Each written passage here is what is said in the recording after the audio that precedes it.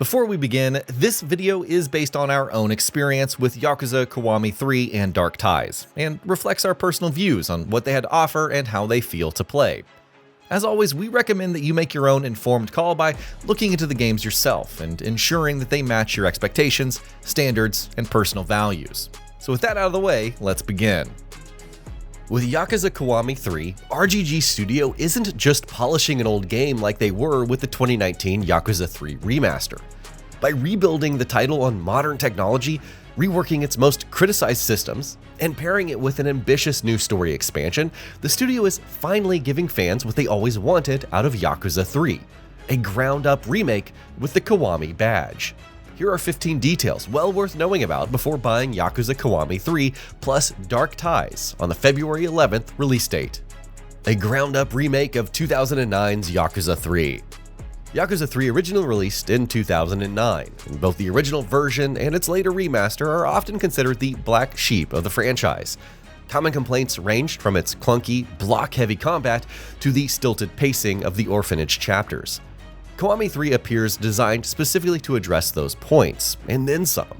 Built entirely within an upgraded Dragon engine, the remake features modern HD visuals, improved animations, and entirely original modes. Cutscenes have been redone, and certain story beats have been restructured for more even pacing.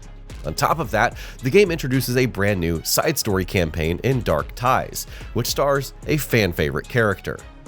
Orphanage Simulator. While the Orphanage busy work was a pacing killer in the original Yakuza 3, these sections are completely overhauled to be more optional and engaging in Yakuza Kiwami 3. First, the minigames actually look feature complete and, well, fun now. You can test Kiryu's cooking skills in a Cooking Mama-like minigame, join the kids in a sewing battle, go fishing, and more. There's a new bond system appropriately called Daddy Rank as well. As you complete these activities, you unlock sub-stories for each child, resulting in new cooking dishes and crafted items to sell at the market. In short, it's a sim-like layer that contrasts the darker story to the game. Motion capture and recast voices. Helping enhance the dark tone further are some new reworked cutscenes. Now, we don't quite know the placement of these new scenes or how the pacing will result from it all, but the overhaul signals a direct response to criticism of the original game's uneven storytelling. Both the Japanese and English voice casts have been recast, with fresh motion capture performance by the new actors. Several characters, including Go Hamazaki, Rikiya Shimabukuro, and Shigeru Nakahara, have been visually remodeled to resemble their new Japanese voice actors. This decision has understandably sparked some debate among longtime fans. Bad Boy Dragon Mode. Another huge side activity that we'll easily find ourselves lost in is the Bad Boy Dragon Biker Gang. In a similar vein as Pirate Yakuza, Kiryu leads the charge of a crew of bikers. Gameplay combines massive brawls against waves of up to 100 enemies with high-speed motorcycle segments where you capture enemy territory. You can recruit new members, upgrade bikes, and strategically organize a gang of over 20 units. The emphasis on scale and positioning should appeal especially to fans of Musou-style games, adding a tactical layer to the familiar Yakuza combat loop. Hell's Arena. Accessible through Mine's separate campaign, Hell's Arena introduces multiple combat-focused modes. I'm especially intrigued by the new Survival Hell dungeon race. As the title suggests, you race through a perilous dungeon filled with traps and treasures. There's a boss waiting for those skilled enough to survive the gauntlet. So you'll need to pick up treasures and special survival weapons along the way to succeed against the last hurdle. Organizing a group of mercenaries helps your odds, too. But the Underground Fight Club is actually the main attraction of Hell's Arena. These are composed of one-on-one brawls, knocking out an opponent within a time limit. And I'm all for goofy tournament fighting art, so Hell's Arena should provide on that front. Combat. Miyazato Dojo. Kiryu's story unfolds primarily in sun-soaked Okinawa, and with the new territory comes new ways of fighting. Kiryu must enter the tutelage of Master Miya-san and the Miyazato Dojo. It's here where you learn the Ryukyu fighting style, which includes a whole fresh progression system and technique. Part of the journey to becoming a Ryukyu Kobujutsu master is acing the exams set by Miya-san. Do this, and you'll eventually learn secret techniques that will prove useful throughout the rest of the game. Combat. Ryukyu style explained. But what exactly is Ryukyu fighting? It's essentially Kiryu's new weapon-based fighting style for the game. There's 8 Okinawan weapons featured in this style.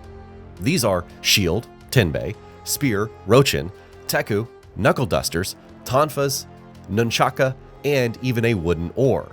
These aren't just pieces of equipment though, they're baked into a dedicated system. Weapons can be swapped on the fly using hotkeys, allowing players to chain attacks seamlessly in a way reminiscent of Sea Dog style.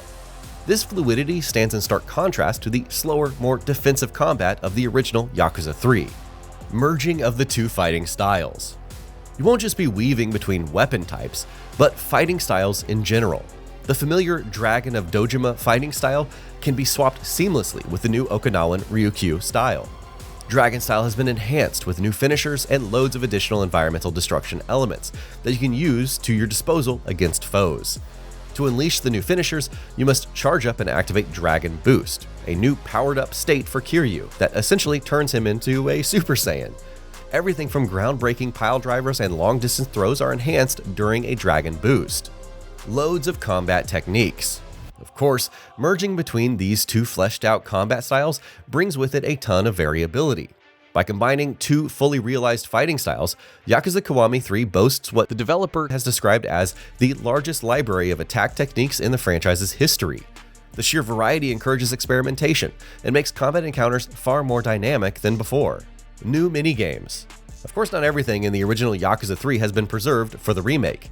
A number of minigames have been removed, but in return, many more take their place. You've got your established minigames like karaoke, batting cages, billiards, darts, and various arcade games like UFO Catcher. The big additions are the Orphanage minigames and dedicated photography quest. Mine has his own set of minigames to have fun with too. Mine's campaign introduces Konda's damage control, where you act as Konda's PR agent. Konda's damage control is structured by an overarching good deeds story, civilian side quests, and a checklist of accomplishments within the Damage Control Challenge. A new story expansion.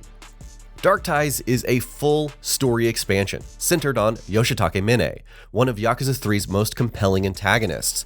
Not only can you play as Mine, which has been a pipe dream for fans for years, but you explore his past through an even seedier underground district of Kamurocho. It's going to be fascinating to watch his descent into the criminal world and see from his point of view before his meeting with Kiryu in Yakuza 3 proper. From short film to game. Mine's popularity prompted the studio to expand what was originally envisioned as a short film into a fully playable side game. The developer has been on record citing Mine as a top 5 favorite character in the series. This campaign is described as one of the darkest stories in the franchise to date, deliberately contrasting Kiryu's more hopeful story in Yakuza 3. Mine's unique combat style.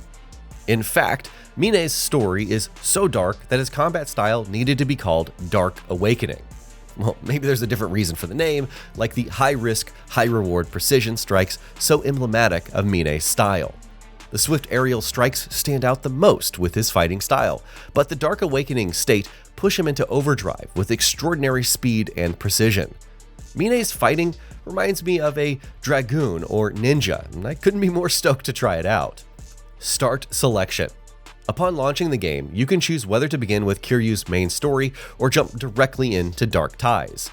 This flexibility allows returning fans to experience the new content immediately, while newcomers can save it as a companion piece after completing the core narrative. Dark Ties spans 8 to 11 hours.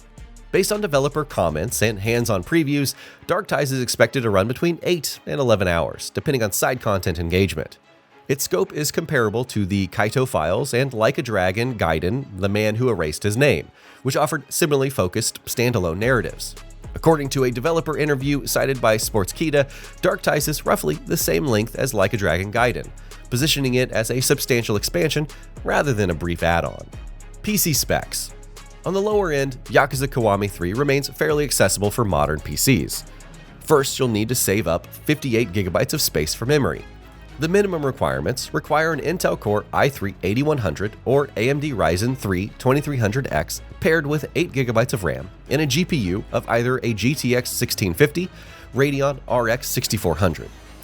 Higher-end setups require a beefier Intel Core i5-8700K or AMD Ryzen 5 2600X, alongside 16GB of RAM and GPU of RTX 3060 or Radeon RX 7600.